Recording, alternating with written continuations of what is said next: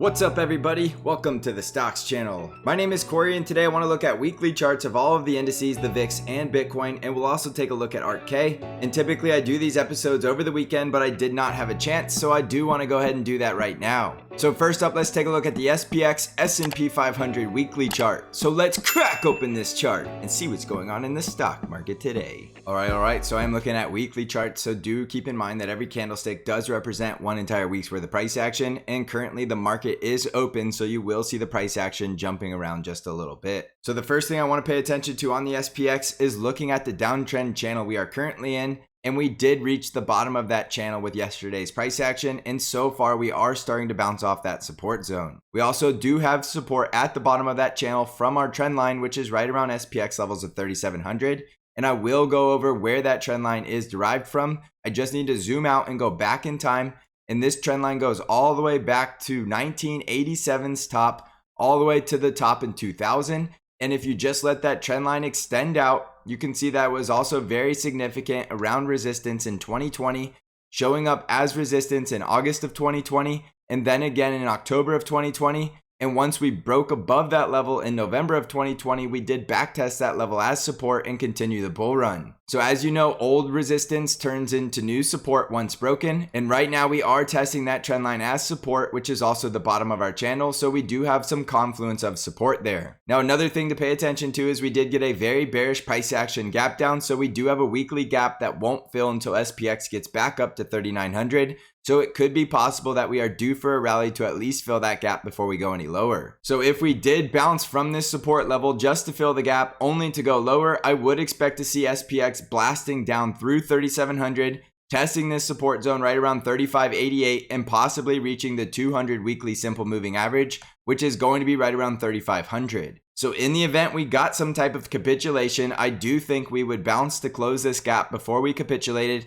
because I just don't think there's enough sellers in this market to capitulate at this point in time. But obviously I could be wrong, and the stock market does not care what I think. So the capitulation price target on SPX is down here right around 3,500, and we do have a gap to fill right around 3,900. If we did see a temporary bottom or the bottom for the year off of 3,700, you are going to know, because you will start seeing price action that starts cultivating higher highs and higher lows, and we will see SPX closing back over 4160. So that's a long ways away, and there's no reason to speculate of whether or not we hit the bottom. We know we're in a downtrend, and we're clearly making lower highs and lower lows. And since we follow price action, we are not going to assume we hit the bottom until the price action proves it. So we do have targets for where the bottom could be, but we need price action to prove it. So those possible bottoms on SPX are essentially 3,700, 3,600, and 3,500. So essentially every 100 points lower from here. We could go lower than 3,500, but the 200 simple moving average has been very strong support. And back in the taper tantrum of 2018, that is where the market bottomed before the next bull rally. And in 2020, when we broke down below that level, that was a stock market crash, which we are clearly not in a stock market crash. So the weekly 200 simple moving average is going to be a good downside price target if SPX does start breaking down below 3,700. So keep that in mind, but also remember we are at the bottom of our downtrend channel, so there is the possibility we do get a counter trend rally. And yes, the counter trend rally could take us all the way back to the top of the channel, which could mean if SPX closes the gap and continues higher, that we could go all the way back up to about 4,000 and possibly even 4,100. You can never rule it out completely, and we've seen it before going back in the rally in March. And we do have a very big catalyst with FOMC today, and we will see what the Federal Reserve is doing with rates and guidance at 2 p.m. this afternoon. So there's a lot to pay attention to, but just keep in mind, in the grand scheme of the stock market, we are in a bear market, which means you should be expecting lower highs and lower lows until we see price action reverse the downtrend and we start to get bullish price action, which means we need to see higher highs and higher lows. So respect the downtrend and get comfortable seeing lower prices while we're in a bear market. If you get too stressed out about expecting there to be a bottom, you will not have what it takes to navigate this market, because you'll be getting way too emotional. There is nothing emotional about the price action. You can clearly see it's a downtrend. So don't go against the trend. Let the trend reverse and let the price action prove it to you.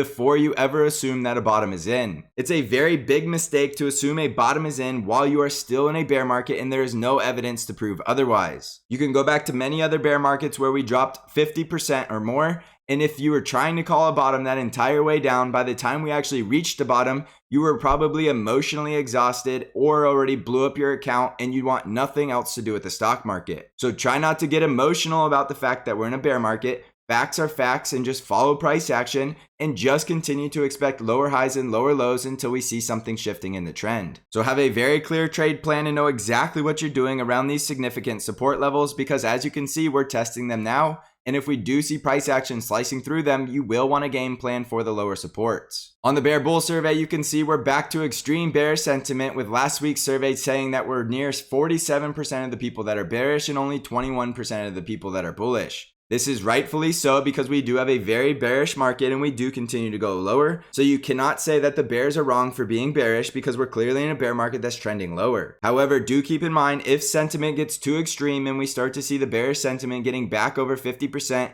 that is what has been successfully calling every counter trend rally during this bear market. So if this week we get over 50% bears, we could be approaching a tradable bottom, which means we could be due for a bear market counter trend relief rally. So pay attention to sentiment, and if too many people stack up on the bear side, we will likely see some type of counter trend rally before we go any lower. On the NASDAQ 100 weekly chart, you can see that we're also at the bottom of the downtrend channel, which so far is acting as support because we do see a wick below the candle below that trend line of support, and our 200 simple moving average is down here right around 10,800. So if we did break out of this channel to the downside, your next critical support would be down here at 10,800, and that would be a very critical level that could mark the bottom. But again, you don't want to assume the bottom is in until we see some type of reversal. If we do bounce off the bottom of the support trend line, we're more than likely coming back up to fill this gap above, which is at 11,832. And if we continue to go higher, you're looking for a retest of the high, which is right around 12,680. If we start to get weekly closes above 12,680, that will look like a weekly higher high.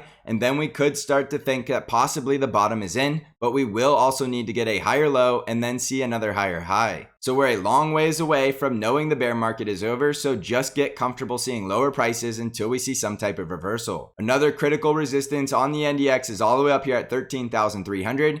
And the top of our resistance trend line for the downtrend is right around 13,600. So we have plenty of upside resistance, and we're clearly still in a downtrend, and we have not yet tested the 200 simple moving average on this weekly chart. So we could have more downside even after we get a lower high bounce. We could still make the next leg lower. So continue to expect lower highs while we're in the bear market, and get comfortable seeing this downtrend until we see some type of reversal. On the Dow Jones weekly chart, we can see a very interesting price target has been met, which was the breakdown from the trading range below 33,000, and we did have that price target down here at 30,000, and we did have an arrow that said we would likely get there by early July, and we got there in the middle of June. So while this doesn't necessarily guarantee we did hit a bottom, it is definitely price action evidence that we hit a very significant target, because we did go the full measured move and hit that price target, and that could lead to a short-term bounce, which could lead to a bear market counter trend relief rally. As you can see, we broke down out of that training range, had a very successful retest of that level as resistance, and a very clear rejection.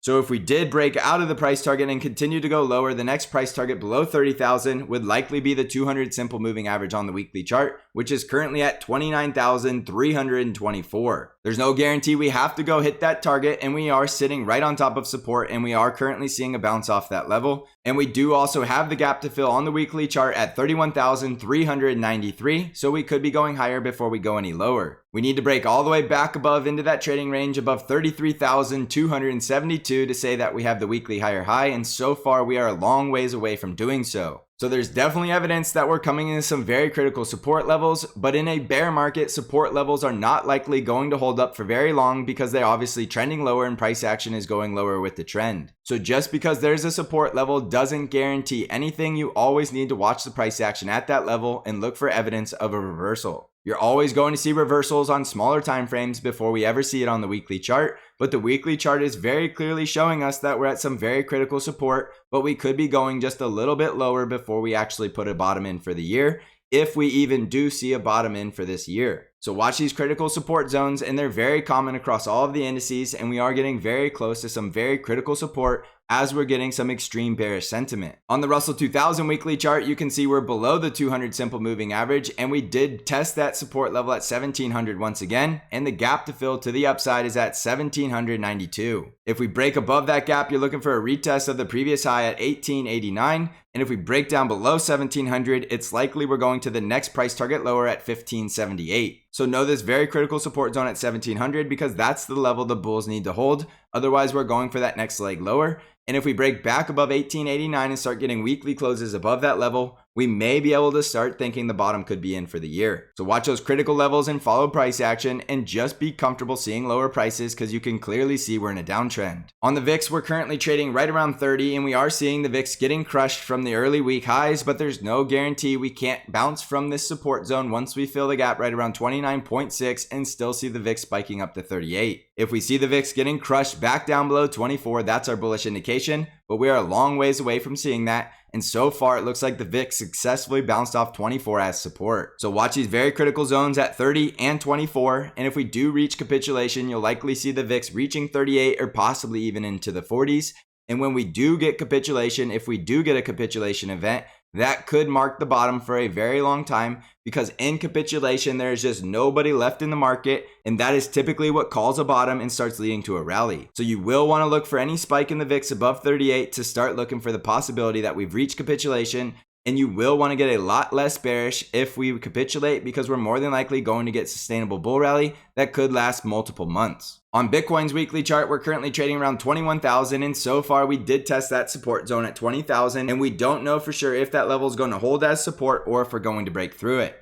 If we lose support at 20,000, we'll likely come down to 12,000. And if we bounce off 20,000, you're looking for a retest of resistance at 28,000 to about 32,000. The bullish breakout will be all the way back above 36,000, and that should send us out of the bear market and into some type of short-term bullish rally. But that's a long ways away to break back over 36,000, so don't just expect it to happen, let the price action prove it. This is clearly a bear market that we've been in going all the way back to the highs in November, and there's no surprise that we're trending lower because we haven't seen any price action reversals, and we haven't had any evidence of higher highs and higher lows. As you can clearly see, we print red candle after red candle each and every week. So while you could be a Bitcoin bull accumulating at lower prices, there's nothing on the chart that says you need to be bullish at this point. On the ARKK weekly chart, we're clearly still well below the support trend line, so we're still well into this bear market with no end in sight, but it is possible we could bottom somewhere around 33.7 to about 33, so I'd be watching that very critical support zone. But you really shouldn't be getting bullish until we start getting consecutive closes back over 50. So jumping back over the S&P 500, you can clearly see we are bouncing off support intra-week, but the week is not yet over, and we will look at these candles once again once the week closes to see where we ended up.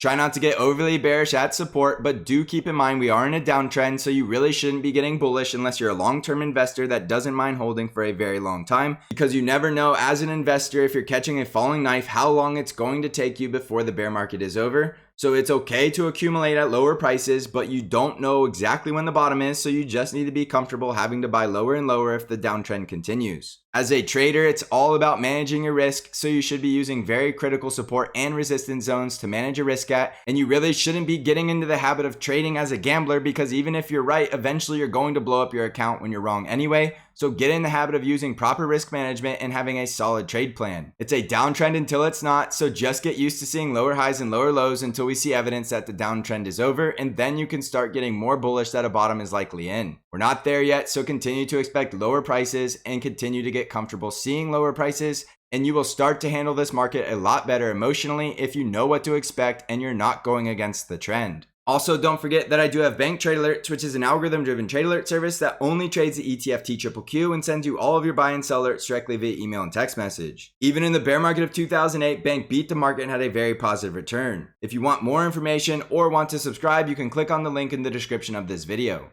I also have the Stocks Channel Discord where I do intraday updates and analysis and bring new trade ideas to you weekly. If you're interested in joining the Stocks Channel Discord community, you can find out how to join the Discord server by clicking on the link below. So thank you for watching, everybody. I hope you're crushing this market, and as always, I will see you in the next episode.